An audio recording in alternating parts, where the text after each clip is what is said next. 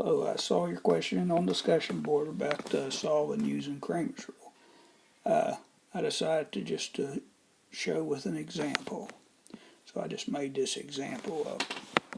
So first thing, before you even apply Cramer's rule, you want to have your variables, you want to have your x's lined up, you want to have your y's lined up, and your constants over here. So you'll have the equations arranged in this way.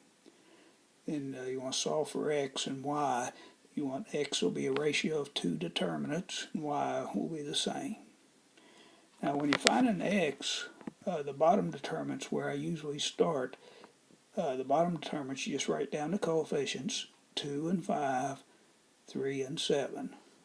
That's the way they appear. Since you're solving for x, I call the first column the x column. In place of it, you want to put the constants, the 4 and the negative 2. The other column should match the denominator. That's how you set up the two determinants. Now you evaluate them. Again, I'll start with the denominator. The bottom determinant, you take this diagonal, 2 times 7, minus the other diagonal, 3 times 5. So that's 14 minus 15. The bottom determinant comes out to negative 1. Now you want to repeat this for the top determinant. This product be 4 times 7, which is 28. Now the other diagonal, you need to be really careful. It's minus 3 times a negative 2. So you don't actually have two minuses, and it's going to come out to a plus.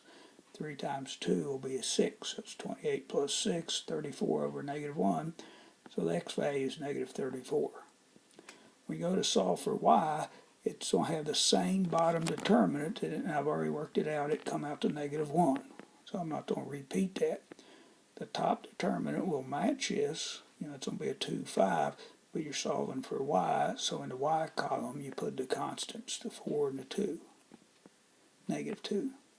And you have this product here, which will be 2 times negative 2, or negative 4, minus this product, 4 times 5, which would be minus 20. Negative 24 over negative 1 would be a positive 24. So we get a nice answer here, an ordered pair, negative 34, 24. We can check, see if this process worked. 2 times x would be negative 68, plus 3 times y, which comes out to plus 72. That will equal 4. That's the top equation. Then I check it in the other one. 5 times negative 34 is negative 170, plus 7 times 24, 168. That sums negative 2.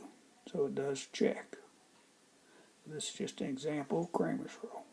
Hope this helps.